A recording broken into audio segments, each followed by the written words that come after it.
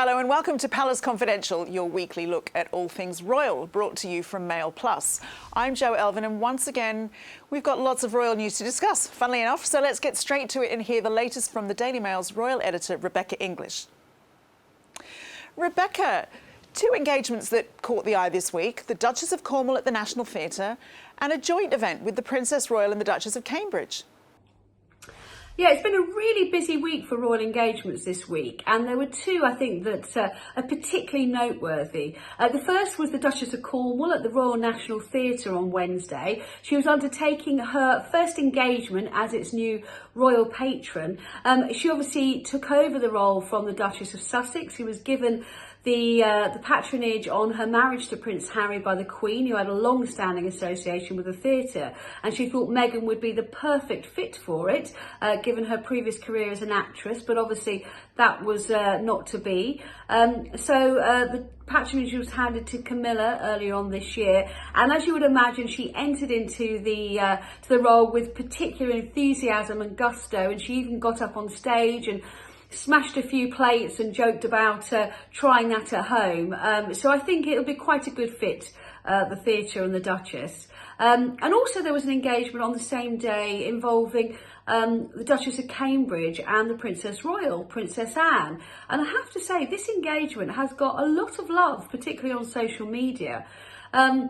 It seems that people really like the idea of these two as a bit of a dynamic royal duo. And what was lovely was the engagement involved something they were both really passionate about, which is trying to campaign for better maternal health. And I think there's quite a lot of people really hoping they will see an engagement from the two women again in the not too distant future. And a couple of your stories caught the eye too. The first was the Cambridges' planned move to the country. Yeah, thanks, Jo. I had a couple of exclusives in the Daily Mail on Saturday, and one of them involved the Cambridges' planned move to the country. And I think things are really moving apace here. We're probably going to see an announcement on this quite soon. And what I've discovered is that not only are the couple looking for a school in Berkshire for their eldest son, Prince George, but they're also looking at potentially having Charlotte and Louis at the same school as well. And what this says to me is that the couple are really looking to shift the balance of family life out of London, out of Kensington Palace, into Berkshire, which is close to Kate's parents, Carol, Michael and Middleton, whom she's very close to, and they have a great involvement in the children's lives. It doesn't mean they're kind of relinquishing royal duties, far from it. Kensington Palace is always going to be their base. But I think their feeling is that, they do have another, possibly 10, 20, even more years before they actually exceed the throne. And they want to give their children the best chance of a relatively normal, unfettered childhood for as much of that time as they can.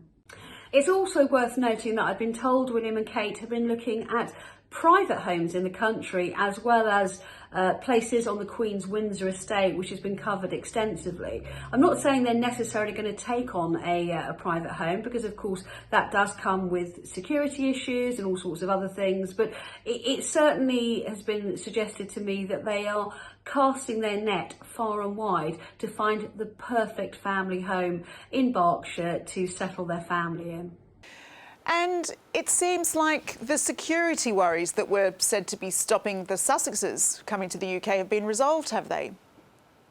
Well, I wouldn't go far to say that they have been resolved, but what I've been told is that Harry seemed fairly satisfied, mollified was the word used to me, by the arrangements that were put in place when he came to see the Queen the other week. He and Meghan were able to fly into the country, undetected by anyone. Actually, news of their arrival in the UK only emerged because they were spotted wandering around the Queen's Windsor estate.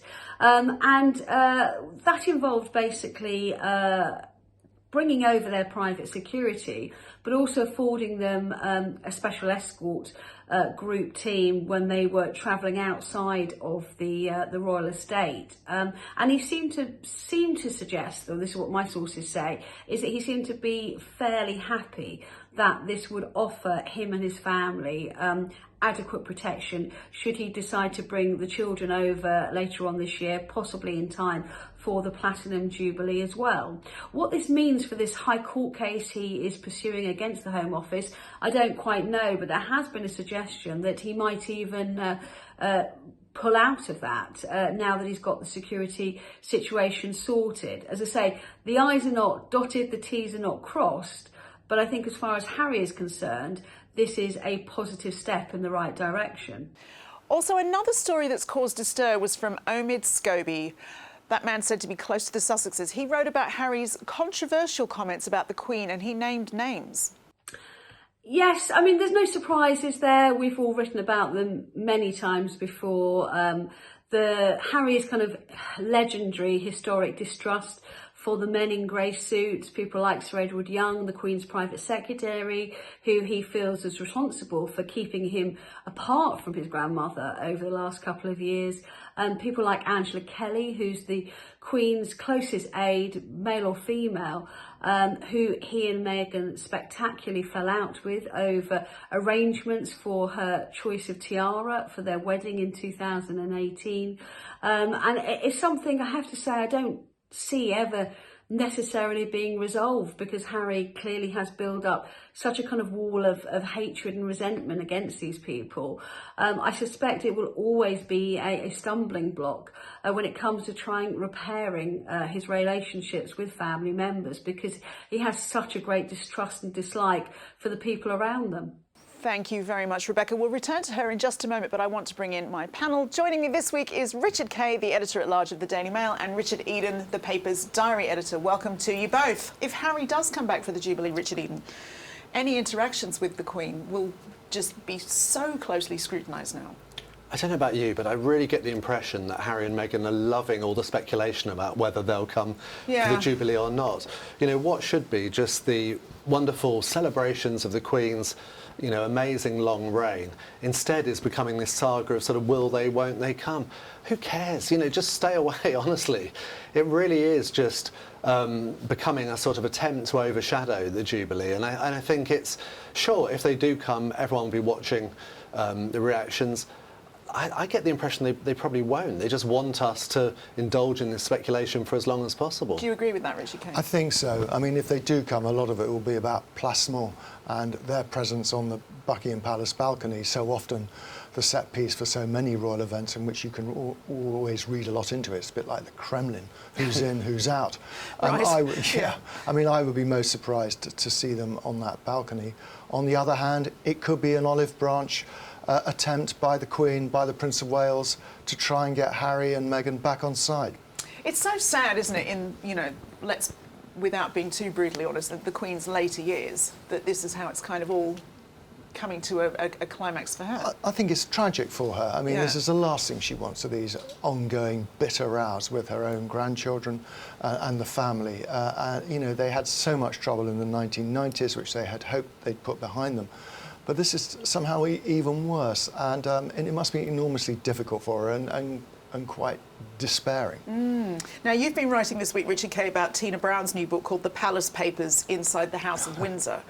And I really like that smirk there. I'm quite intrigued. But she does portray this idea of Harry as a deeply unhappy person. She does. I mean, she's not entirely cruel and unkind about Harry. I mean, Tina tends to look at both sides and present sort of both sides of the story. And because Tina Brown these days lives in America, and she writes with a kind of an American perspective on how they view the Harry and Meghan saga. So she's quite supportive in that area. However, she does make some pretty forthright comments about Harry's sense of entitlement, Meghan's failure to grasp, a willful failure to grasp what the institution was that she was marrying into. She conflated the idea of monarchy with celebrity and thought because she was marrying, you know, the most popular member of the royal family, she and Harry would be therefore right up there, and she never really got that. And Tina nails that in that usual kind of Tina Brown-esque way. I mean, it's a very readable book. No, fascinating. What I'm interested, though, is I think in this country a lot of us have really come to embrace Camilla in the more recent years, you know, as a time when she wasn't really accepted as, you know, possibly a future queen. I was fascinated to learn that Harry still, according to Tina Brown, holds some of these resentments against her. Yeah, again, that's not entirely unknown. I've been writing about Harry and William's attitude towards their stepmother for many years, and Harry in particular has never warmly accepted her. There was always a degree of resentment. But Tina, again, goes into that in some detail.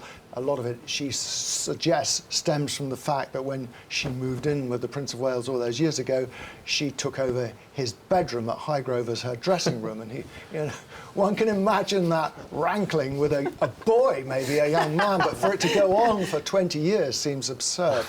There have been immense difficulties over the years between they're not close. Let's put it like that. They're not close. Very diplomatically put. I mean, Richard Eaton, Meghan does seem to have been portrayed as this power-hungry character, and even some detail about Wood of having to resent curtsying to Kate when she was the Queen. Do you buy that? I think it was all part of that clash of, so I wouldn't say Hollywood, because Meghan wasn't really a Hollywood actress as such, but sort of show business and royalty. And I think Meghan got used to the freebies, got used to that sort of life. And then remember, she started a lifestyle brand, which was really about plugging things. You know, she would get all these great trips or the TIG, freebies, and it was all about promoting them. So she had to give that up. And from what Tina Brown says, she was still keen to make sure some freebie sort of kept coming. And that really is awkward for the royal family generally. And it's all part of that clash of what she wanted, what she thought she could achieve as a member of the royal family and what the institution would allow. But in amongst all this, there has been some positive reporting, hasn't there, Richard Kay? And that another book out this week from one of our former guests, Robert Jobson, called William at 40, suggests that the whole Megxit fallout has actually done wonders for Charles and William's relationship. Yeah, it has. I mean, it's often forgotten that the real problem relationship between Charles and his sons was not with Harry, but was for many years with William. William was the one who took his father for granted, treated him in a very off-the-cuff way, dismissively at times. And the result of the fallout with Harry has brought father and older son much closer together. They've got a common enemy, if you like, or a common purpose in trying to control Harry and the whole Californiaization of the Sussexes. So, it has had a beneficial effect, a beneficial advantage for Prince Charles. Do you think that there would have ever been a time when William and Harry were bonded over? Because I'm just fascinated by, you know, some of the things that Harry said about Charles as a father being quite awful. Do you think that there was a time when they kind of agreed that they were a bit hard done by their dad, and that's... Well, no doubt that when they were growing up, after Diana's death, William and Harry were left for a large part of the time to fend for themselves. Now, I'm not suggesting they went feral, like, you know, like a single parent Hardly family. in a royal family. Hardly likely within the royal family. But Charles was always only too happy to defer everything to staff, to nannies, and other people to help out. I mean, he had enough on his plate at the time. He was trying to win acceptance from the public for Camilla in his life, and he was utterly selfish and focused on that. And there were net fallouts for the relationship with both William and Harry subsequently. It's amazing, isn't it? You know, being a privileged royal household doesn't stop all the family stuff. But let's hear again now from Rebecca English. Rebecca, we're back into the swing of royal tours again, and Charles and Camilla have released details of their next visit. Yes, we've got another royal tour coming up next month, a 3-day trip to Canada for the Prince of Wales and the Duchess of Cornwall from May the 17th to the 19th. In fact, it's quite staggering given the fact that they're kind of 73 and 74 respectively, but over 4 days they're going to be travelling 9,000 miles, including 2,000 miles across Canada from coast to coast. They're going to be undertaking this trip to mark the Queen's Platinum Jubilee at the invitation of the Canadian government, and it's a really strong itinerary, I have to say. There's a lot on climate change, there's a lot on going out and meeting and greeting people, there's a lot of work with Indigenous communities out there, and I I wonder if that has something to do with the fact that there has been a lot of commentary and debate following the last 2 royal tours to the Caribbean. But it's going to be a good trip, I have to say. And obviously, it's one of the first, no, in fact, it is the first trip that the Duchess of Cornwall has undertaken since being nominated as kind of Queen Consort in waiting. So I think it'll be quite interesting to take the temperature of how well she's going to be received when she goes to Canada, where historically the monarchy, the British monarchy, is pretty popular. But hopefully I'll be with them and be able to tell you more about that in a couple of weeks. And speaking of foreign trips, Princess Beatrice went on what looked like a royal visit to Sweden this week.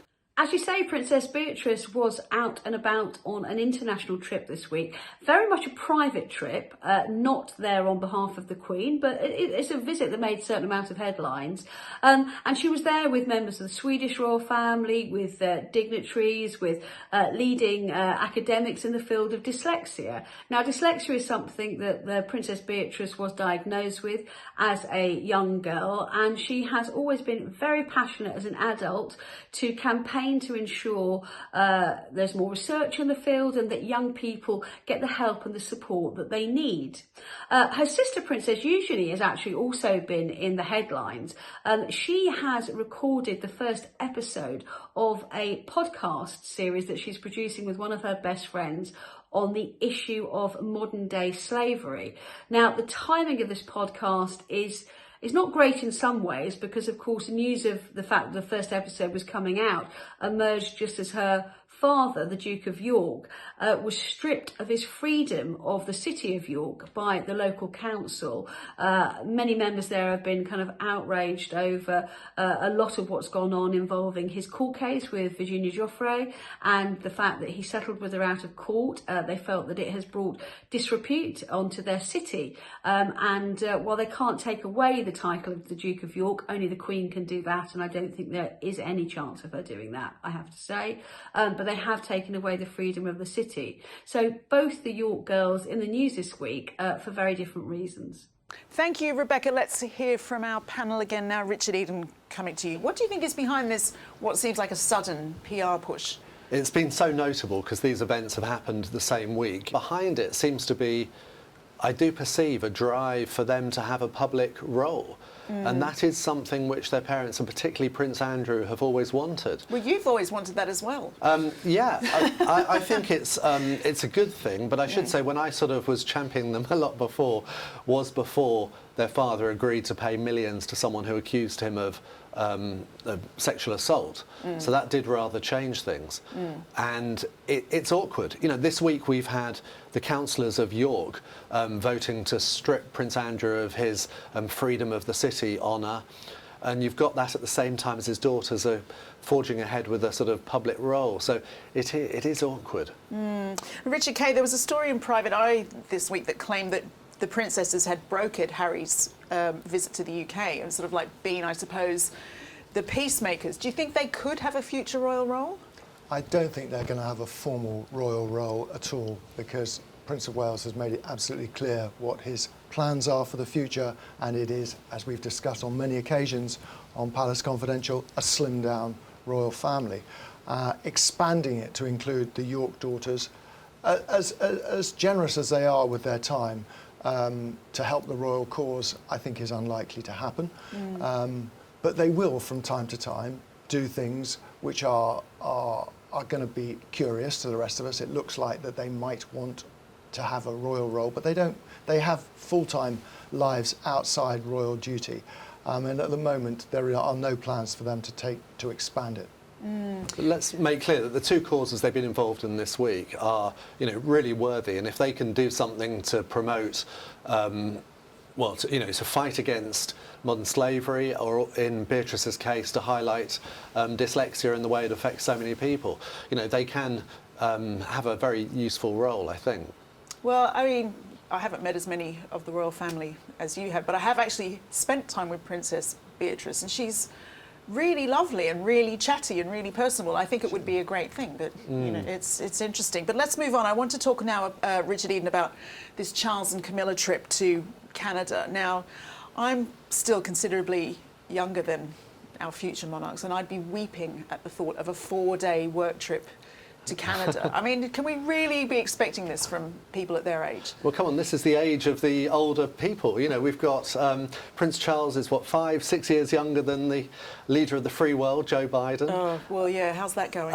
Yeah. And he's a very active person. I mean, I think perhaps for Camilla it's quite awkward. You know, people joke about her never having done a day's work in her life before she married Prince Charles, and now she's got this sort of major role, you know, into her 80s almost. So it is definitely going to be a challenge. I wonder whether she really does relish the prospect of being Queen. Is this a budget concern, Richard Kay? Is that, you know, would anyone really begrudge them taking a little bit more time on a kind of a big abroad trip? Well, I think we've got to look at the history here. I mean, the Queen kept royal tours, major royal tours, into her late 80s. The Queen Mother, I remember going away with the Queen Mother when she was over 90 to Canada, funnily enough. I think that was her last ever royal trip. I mean, it is what they do, and I think as long as he's Prince of Wales, Charles realised he's got to be as visible as possible. Camilla does find travelling tiring, exhausting. She doesn't like flying very much. But these are difficulties that they've together have managed to overcome. They're quite short, their tours now. They don't do terribly long days. But I don't think Charles is ready to slow down quite yet. Gosh, whatever he's eating for breakfast, I want some of that. But Richard, a last word on your column today. Something about the domestic life of a royal pair? Oh, God, this was fascinating. Look, they're not really royal, are they? So Zara, you know, she might be the Queen's granddaughter, but she's royal. She's royal she doesn't enough. have a royal role, Yeah. but she is the Queen's granddaughter. And her husband, the former England rugby captain Mike Tindall, sort of given a very interesting insight into their home life. He tends to say these kind of candid things, and he said that basically Zara's stopped cooking for him, that he's kept up his eating habits that he had as a top rugby player. He has, I think it was 4 or even 6 meals a day, and he likes... He's a growing lad.